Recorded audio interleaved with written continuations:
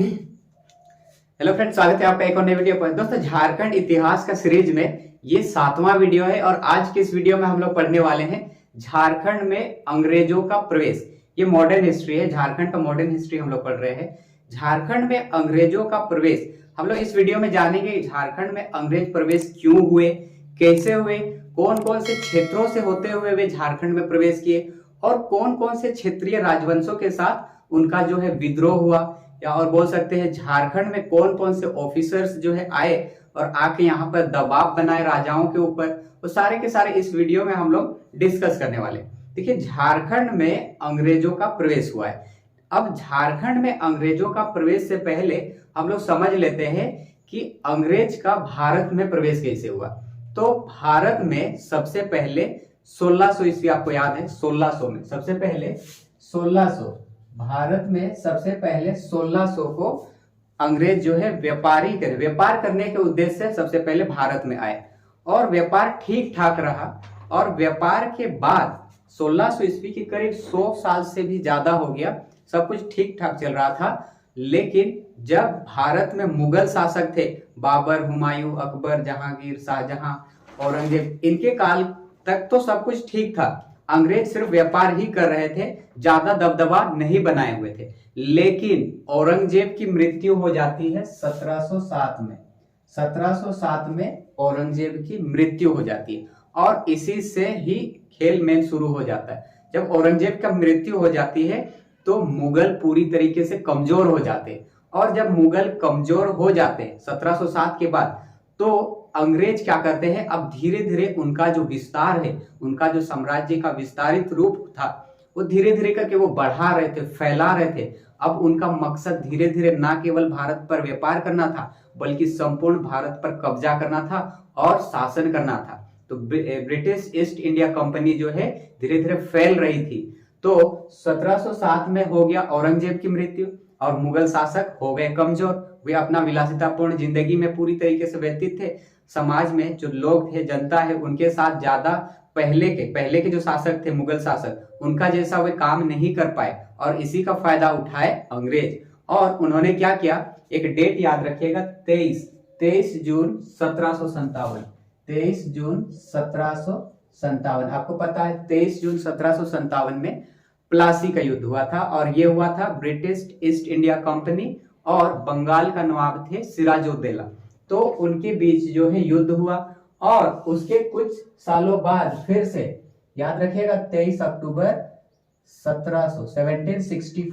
1764 को हो जाता है बक्सर का युद्ध। और बक्सर का युद्ध में भी ब्रिटिश ईस्ट इंडिया कंपनी और होता है नवाबों के बीच, बंगाल का नवाब, अवध का नवाब और मुगल, इनके बीच युद्ध होता है। इस दोनों ही युद्ध, प्लासी का युद्ध और बक्सर के युद्ध, इन दोनों युद्ध में हो जाते हैं अंग्रेजों की विजय। और इसके बाद 1764 के बाद एक डेट याद रखिएगा, 12 अगस्त 1765। 12 अगस्त 1765। अब 12 अगस्त 1765 को क्या होता है, अंग्रेजों को, ब्रिटिश ईस्ट इंडिया कंपनी को मुगल बादशाह शाह आलम द्वितीय से दीवानी मिल जाती है। बंगाल, उड़ीसा और बिहार। 1765 में बंगाल, उड़ीसा और याद रखिएगा बिहार, इसका दीवानी मिल जाती है। किसको, तो ब्रिटिश ईस्ट इंडिया कंपनी को। अब दीवानी का मतलब समझिएगा, दीवानी का मतलब हम बोलेंगे राज्य प्रशासन। अब राज्य प्रशासन, अब बोल सकते हैं जो झारखंड हो गया, झारखंड बोल रहे, बिहार हो गया, उड़ीसा हो गया, बंगाल, इसमें जो जमींदार थे, राजा जमींदार, उनसे सीधी तरीके से टैक्स जो है कलेक्ट कर सकते थे। तो ये मिल गया था 3 राज्यों से ब्रिटिश ईस्ट इंडिया कंपनी को। और जब इनको उसका दीवानी मिल गया था तो उस दीवानी के बाद ही हम लोग पढ़ेंगे। देखिए, 1765 में दीवानी मिल जाती है ब्रिटिश ईस्ट इंडिया कंपनी को। और जब दीवानी मिल जाती है तो बिहार में ही है झारखंड हम लोग का। पहले तो झारखंड बिहार में था, अब 1765 में दीवानी मिल गया था तो बिहार वाला को तो देना था है, साथ में अब झारखंड वाला को भी वहां देना था। तो उस क्रम में 1765 को जब दीवानी मिल जाती है तो उसके बाद ही याद रखिएगा, इसके 1-2 साल बाद 1767 में सबसे पहले झारखंड में अंग्रेज प्रवेश करते हैं। तो सबसे पहले 1767 में झारखंड में अंग्रेज प्रवेश करते हैं। दीवानी तो मिल चुका था, अब बिहार में ही था झारखंड। तो 1767 से लेकर अब जब अंग्रेज आए, जब आए British east India company Jharkhand वासियों के पास और बोलते हैं राजा जो शासक थे, राजा उनसे, राजा हो गए, जमींदार हो गए, उनको बोलते हैं कि लाओ अब टैक्स दो। तो इतनी भी झारखंड, देखिए झारखंड में हम लोग क्षेत्रीय राजवंश बहुत देखे हुए, और जब सीधी तरीके से आके बोलेंगे तो थोड़ी कोई मानेगा। तो भाई झारखंड के जो वासी थे, झारखंड के जो जमींदार थे, शासक थे, उन्होंने मना किया। तो मना करने के उपरांत घोर विरोध होते रहता है। हम लोग आगे चल के पढ़ेंगे, इसके बाद जनजातीय विद्रोह सब पढ़ेंगे, बहुत सारे विद्रोह के आंदोलन हम लोग देखेंगे। तो 1767 में जब आए और आके बोलते टैक्स दो, तो मना किए, और उसी के उपरांत विरोध होते गए, और फाइनली याद रखिएगा 1837 में जो झारखंड के जो शासक हो गए, झारखंड के जो जमींदार हो गए, राजा हो गए, उन्होंने आत्मसमर्पण कर दिया। और आत्मसमर्पण के बाद जो है उन्होंने ब्रिटिश ईस्ट इंडिया कंपनी को टैक्स देना स्टार्ट कर दिया। तो करीब देखा जाए तो 1767 से लेकर 1837 तक टोटल 70 साल का समय लगा। 70 साल तक जो है पूरा बोला जाए तो 70 साल में ही 7 दशक हो गए अंग्रेजों को झारखंड में कब्जा करने में, एक तरीके से हम बोल सकते हैं। तो इस प्रकार से हम लोग समझ गए कि भारत के थ्रू किस प्रकार से झारखंड में अंग्रेजों का आगमन होना स्टार्ट हो गया। अब हम लोग इस वीडियो में पढ़ने वाले हैं कि अंग्रेज का प्रवेश झारखंड के कौन कौन से क्षेत्रों से होकर हुए हैं, और एग्जाम की दृष्टि से कौन कौन से पॉइंट हमको याद रखना है, वो भी इस वीडियो में कवर करेंगे। तो सबसे पहले समझते हैं कि झारखंड में कहां से प्रवेश करेंगे। तो सिंहभूम से प्रवेश करेंगे, इंपॉर्टेंट। दूसरा याद रखिएगा पलामू क्षेत्र हम लोग पढ़ेंगे, फिर छोटा नागपुर खास क्षेत्र, हजारीबाग वाला क्षेत्र, मानभूम धनबाद वाला क्षेत्र, और संथाल परगना वाला क्षेत्र। इनसे जो है झारखंड में आगमन स्टार्ट हो जाता है अंग्रेजों का। अब एक एक करके पढ़ेंगे हम लोग। सबसे पहले सिंहभूम वाला। तो सिंहभूम वाला में देखिए, ये वाले चैप्टर में आपको बेसिक अंडरस्टैंडिंग का होना बहुत ज्यादा जरूरी होता है। हर एक पॉइंट याद करना नहीं, आप इसका इतिहास याद कर सकते हैं, समझ सकते हैं कि किस प्रकार से झारखंड में अंग्रेजों का प्रवेश हुआ है। तो सिंहभूम में हमको पढ़ना है ढालभूम, पोरहाट और कोल्हान वाला क्षेत्र हमको पढ़ना है। तो सबसे पहले याद रखिएगा 1767, मैंने बोला था 1767 में पहली बार अंग्रेजों का प्रवेश हुआ। अब अंग्रेजों का प्रवेश झारखंड में हुआ था बोला था, और झारखंड में भी सबसे पहले कहां हुआ था, याद रखिएगा सिंहभूम वाला क्षेत्र में हुआ था। झारखंड का सिंहभूम वाले क्षेत्र में सबसे पहले अंग्रेजों का आगमन हुआ था, अंग्रेजों का प्रवेश हुआ था। डेट याद रखिएगा, ये इंपॉर्टेंट होता है 1767। और जब झारखंड में अंग्रेज प्रवेश कर रहे थे तब कोल्हान क्षेत्र में हो शासक थे, पोरहाट में सिंह शासक, ढालभूम में ढाल शासक, ढालभूम या धालभूम आपको मिलेगा, तो याद रखिएगा ये। फिर 1760 की बात है, धीरे धीरे करके आगे ले जाएंगे। 1760 की बात है, याद रखिएगा, मिदनापुर क्षेत्र में अधिकार स्थापित किया था ब्रिटिश ईस्ट इंडिया कंपनी ने। 60 में मैंने बोला था मिदनापुर में, फिर धीरे धीरे करके आगे आएगा 67 में झारखंड में प्रवेश होगा। तो जनवरी 1767 में क्या हुआ, तो फर्ग्यूसन ये नाम याद रखिएगा, फर्ग्यूसन को सिंहभूम पर आक्रमण हेतु भेजा अंग्रेजों ने, फर्ग्यूसन को 1767 में। और 22 मार्च 1767 को घाटशिला के महल पर कब्जा कर लिया अंग्रेजों ने, कब्जा कर लिया। फिर 1767 की ही बात है, जगन्नाथ ढाल के नेतृत्व में ढाल विद्रोह अंग्रेजों के विरुद्ध हुआ। तो 1767 में ही हुआ था ढाल विद्रोह, और ढाल विद्रोह का नेतृत्व कर रहे थे जगन्नाथ ढाल। विद्रोह की बात करें तो जगन्नाथ ढाल को राजा बनाना स्वीकार किया गया। जब विद्रोह हुआ, विद्रोह के बाद जगन्नाथ ढाल को राजा बना दिया गया, और राजा जब बना दिया गया तो 4000 रुपए टैक्स हर साल देना ये मंजूरी किया जगन्नाथ ढाल।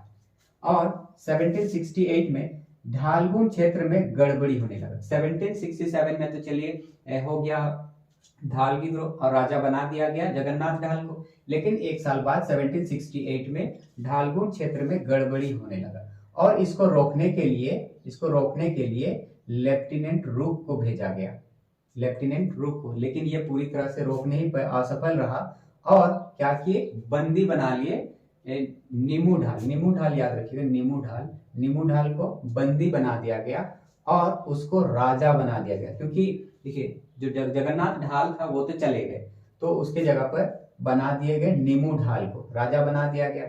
लेकिन जब वापस से आए तो जगन्नाथ ढाल इसका विरोध किया, उसको राजा बना क्यों दिया गया, और विरोध इतना किया कि अधिकांश क्षेत्र पर वो कब्जा करने लगा, मारपीट करने लगा। तो 1777 में फिर से उसको राजा बना दिया गया और 1780 में वार्षिक कर 4,267 रुपया तय किया गया और 1783 में लेफ्टिनेंट रूप सैनिक अभियान चलाया था ढालभूम क्षेत्र पर। यह हो जाता है, नाम सब याद रखिएगा, डेट इतना भी ज्यादा नहीं। तो लेफ्टिनेंट रूप जो है अभियान चलाया था ढालभूम पर 1783 में। तो ये ढालभूम वाला इतिहास हमको थोड़ा सा पढ़ना है। अब आगे हमको पढ़ना है पोरहाट वाला क्षेत्र। पोरहाट, ये याद रखिएगा 1767 में जगन्नाथ सिंह चतुर, ये पोरहाट के राजा थे, इन्होंने हेल्प मांगी, मदद मांगी मिदनापुर के अंग्रेज रेजिडेंट से, और वे शिवनाथ सिंह अपने भाई के विरुद्ध मदद मांगी। लेकिन जो मिदनापुर के अंग्रेज रेजिडेंट थे वे कटक वाला मामला में उलझे हुए थे और इसीलिए उन्होंने इस जो मदद मांगी थी उन्होंने मना कर दिया। तो याद रखिएगा पोरहाट का राजा जगन्नाथ सिंह चतुर जो है मिदनापुर के अंग्रेज रेजिडेंट से एक बार क्या किए थे, एक बार हेल्प मांगा था। तो ये संबंध हमको पोरहाट का राजा और अंग्रेजों के बीच थोड़ा सा जानना पड़ता है। 1773 में कैप्टन फोरबिस एक अंग्रेज अधिकारी था, इन्होंने पोरहाट के राजा से समझौता किया था और ये व्यापारिक लाभ के दृष्टि से, व्यापारिक लाभ हेतु समझौता किया था। पोरहाट का राजा कंपनी क्षेत्र के व्यापारियों को अपने राज्य में शरण प्रदान नहीं करेगा। क्या समझौता हुआ था एक अंग्रेज अधिकारी के साथ, पोरहाट का राजा और अंग्रेज अधिकारी के साथ, कि पोरहाट का जो राजा है, पोरहाट का राजा वो कंपनी क्षेत्र के व्यापारियों को अपने राज्य में शरण नहीं देगा। कंपनी तो फायदा की दृष्टि से ही यहाँ आई थी और अपना फायदा के लिए वो हर एक जो होता है ना, हर एक चीज को तोड़ के रख दिया। 1793 में सरायकेला के कुंवर और खरसमा के ठाकुर, इनके साथ भी इसी प्रकार का संधि किया गया कि कंपनी के क्षेत्र के जो व्यापारी हैं उनको अपने राज्य में शरण नहीं देगा। फिर 1809 में पोरहाट का राजा सरायकेला और खरसमा, इसके बढ़ते प्रभुत्व को संतुलित करने के उद्देश्य से कंपनी से अपने राज्य को संरक्षण में लेने का आग्रह किया था, लेकिन कंपनी ने अस्वीकृत कर दिया था। तो ये याद रखिएगा, हम लोग पढ़ रहे हैं पोरहाट वाला क्षेत्र। आगे हम लोग पढ़ेंगे कोल्हान वाला क्षेत्र।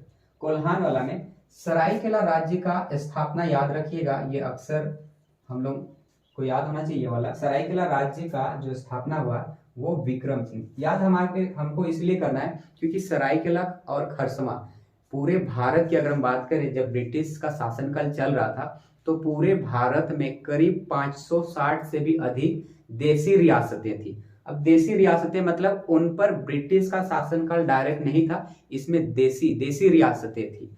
तो पूरे बिहार में, उस टाइम झारखंड बिहार का था, और पूरे बिहार में पूरे बिहार की बात करें तो सिर्फ 2 ही देसी रियासतें थी, एक था सरायकेला और दूसरा था खरसमा। अब झारखंड अलग राज्य बन गया तो झारखंड अब झारखंड में आ गया ये सरायकेला और खरसमा। तो सरायकेला और खरसमा ये 2 देसी रियासतें थी झारखंड में, बिहार में एकमात्र। और सरायकेला और खरसमा के बारे में जानना इसीलिए हो जाता है क्योंकि देसी रियासतें तो थी ही। याद रखिएगा देसी रियासतें में एक नाम याद रखिएगा, अर्जुन सिंह और विक्रम सिंह। अर्जुन सिंह का पुत्र हुए विक्रम सिंह और विक्रम सिंह ही सरायकेला खरसमा का, हम लोग बोले थे ना सरायकेला खरसमा जो सरायकेला राज्य है इसका स्थापना विक्रम सिंह ने किया।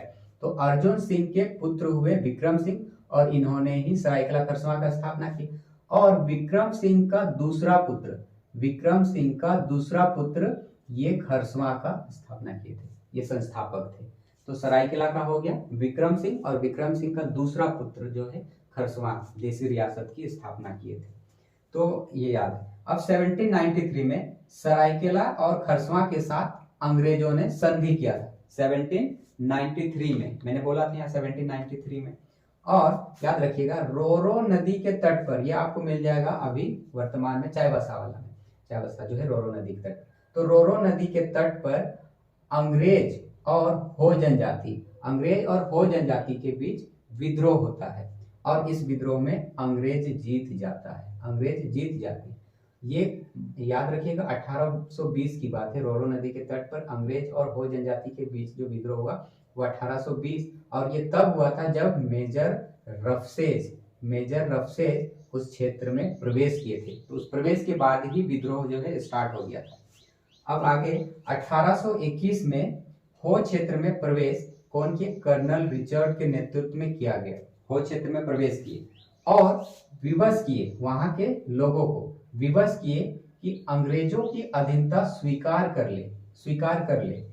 और स्वीकार मतलब हम बोल सकते हैं वहां पर मेन तो बात टैक्स था, क्योंकि दीवानी मिल चुकी थी। अब दीवानी मिल गई थी तो जितने भी अंग्रेज थे वे इन क्षेत्रों से टैक्स कलेक्ट करना चाहते थे। तो 1836 में अंग्रेजी सेना कोल्हान क्षेत्र भेजा और संघर्ष स्टार्ट हो गया।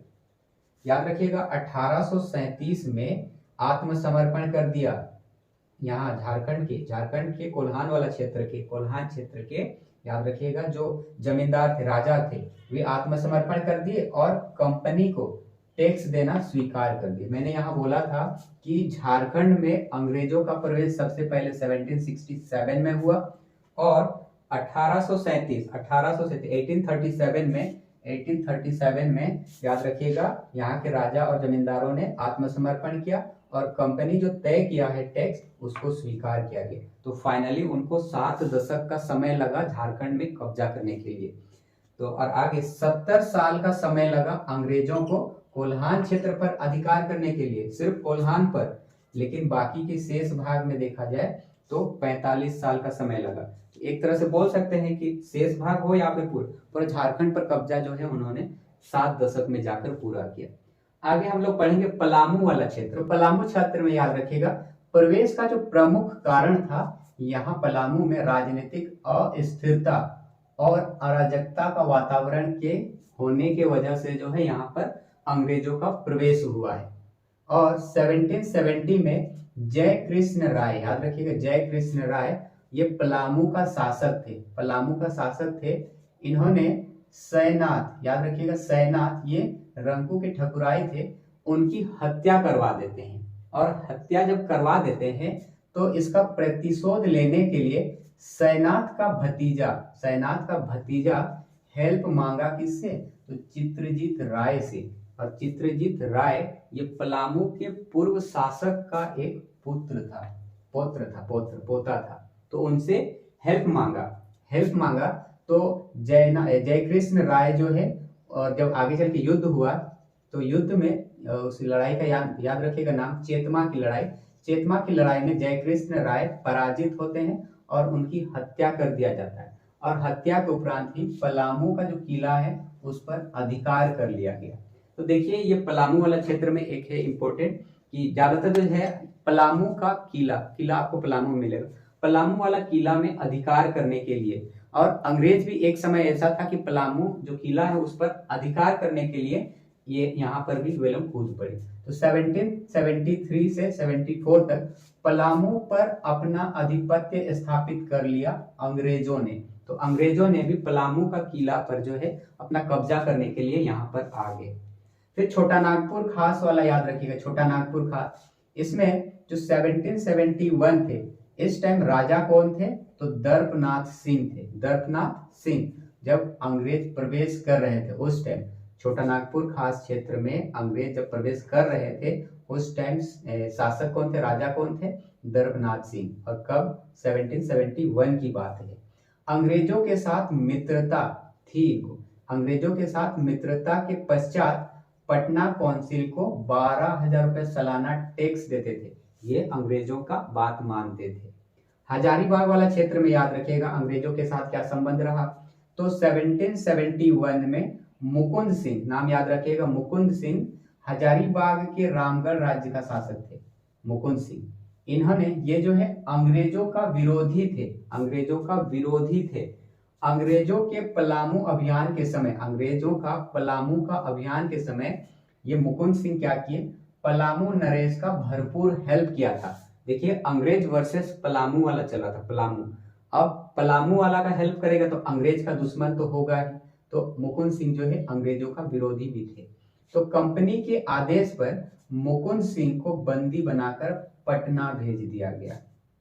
एक याद रखिएगा, केमक ने 30,000 रुपए वार्षिक मलगुजारी तय करते हुए तेज सिंह को राजा घोषित कर दिया रामगढ़ का। रामगढ़ में याद रखिएगा, रामगढ़ जिले का गठन 1773 में हुआ। रामगढ़ जिले का गठन 1773 में, और इसमें तीन याद रखिएगा, तीनों को मिला के फिर जो है रामगढ़ राज्य बना, रामगढ़ जिला। तो रामगढ़ खुद, फिर पलामू और छोटा नागपुर खास, इनको मिला के 1773 में रामगढ़ जिले का गठन किया गया। धनबाद वाला याद रखिएगा, मानभूम वाला, प्रवेश करने में लगभग 20 वर्षों का समय लगा। 1763 से 83 तक का समय लगा। झारखंड का मानभूम वाला क्षेत्र में अंग्रेजों को प्रवेश करने में 20 साल का समय लगा। फर्ग्यूसन याद रखिएगा, फर्ग्यूसन इस क्षेत्र में जमींदारों को, इन जमींदारों से सालाना बंदोबस्त प्रक्रिया स्टार्ट किया। सालाना बंदोबस्त प्रक्रिया स्टार्ट किया 1763 में। संथाल परगना वाला क्षेत्र में हमको पढ़ना है, प्राचीन अंग राज्य का हिस्सा था। संथाल परगना जो क्षेत्र है ये प्राचीन अंग राज्य का हिस्सा था और इसको जंगल तराई के नाम से जाना जाता। बंगाल की ये राजधानी भी थी, बंगाल का राजधानी में भी ये आता था। 1592 से लेकर 1660 ईस्वी तक, यहाँ तक जो है बंगाल की राजधानी भी थी। 1676 में अंग्रेजों द्वारा इस क्षेत्र में, संथाल परगना वाला क्षेत्र में, इस क्षेत्र में एक व्यापारिक कंपनी की स्थापना की गई। इसके बाद यहाँ के शाही टकसाल में कंपनी के सिक्के ढाले जाने लगे। फिर 1757 में प्लासी की लड़ाई हुआ और 1757 में प्लासी की लड़ाई में सिराजुद्दौला पराजित होने के बाद कहाँ पहुंच गए? राजमहल पहुंच गए और उस पर कब्जा कर लिए। मीर कासिम ने राजमहल के उध्वानाला में अंग्रेजों के साथ युद्ध किया था। याद रखिएगा, मीर कासिम ने राजमहल के उध्वानाला में। तो इस प्रकार से हम लोग झारखंड के जो क्षेत्र है, इन क्षेत्रों में अंग्रेज प्रवेश किए थे, ये हम लोग पढ़े इस वीडियो में। देखिए झारखंड में अंग्रेजों का प्रवेश सिर्फ और सिर्फ उन क्षेत्रों पर से टैक्स कलेक्ट करना ही नहीं था। झारखंड में प्रवेश जो किए थे 1767 में सबसे पहली बार, तो सिर्फ टैक्स कलेक्ट करने के लिए राजा या जमींदारों के पास नहीं आए थे। झारखंड में प्रवेश करने का और भी कारण था। देखिए British east India company, British, ये लोग आए थे व्यापार करने के लिए, और जब व्यापार करने आए थे बंगाल में हो गया, उड़ीसा में, यहाँ पर तो अपना अपना कारखाना स्थापित कर लिए, कंपनी स्थापित कर लिए। और जब कंपनी स्थापित कर लिए थे तो उन पर आक्रमण, बाह्य आक्रमण का भी डर था। और जब आक्रमण का डर था तो अंग्रेज क्या किए, उस कंपनी के अगल बगल सीमा के सामने वाले जो भी क्षेत्र है उन क्षेत्रों को वो सुरक्षा देना चाहते थे। तो सुरक्षा की दृष्टि से भी वे सीमावर्ती जो क्षेत्र है उन पर वे आके सुरक्षा देना चाहते थे। और याद रखिएगा, उनको नए सुरक्षित व्यापारिक मार्ग की जरूरत थी, व्यापारिक मार्ग का जरूरत था और रास्ते की जरूरत था। तो उसके लिए भी वे लोग झारखंड से होते हुए इधर उधर जाने लगे। और एक याद रखिएगा कि झारखंड में, जब झारखंड का ही नहीं, झारखंड में याद रखिएगा जो विद्रोही जमींदार थे, विद्रोही जमींदार, ये लोग क्या करते थे, झारखंड में अक्सर शरण लेते थे। अब इसको रोकने के लिए भी वे लोग, अंग्रेज जो है, झारखंड में प्रवेश किए। तो इस प्रकार से हम लोग आज की इस वीडियो में झारखंड में अंग्रेजों का प्रवेश और जो इम्पोर्टेंट है वो हम लोग पढ़ने का प्रयास किए। आई होप आपको ये वीडियो अच्छा लगा। अगर वीडियो पसंद आया तो लाइक, कमेंट और अपने दोस्तों को ज़्यादा से ज़्यादा शेयर करें। और इसी तरह का मज़ेदार वीडियो के लिए इंडियन पाठशाला चैनल को सब्सक्राइब करें। और आज के लिए बस इतना ही रखते हैं, मिलते हैं इसी तरह का नेक्स्ट वीडियो में। तब तक के लिए थैंक यू।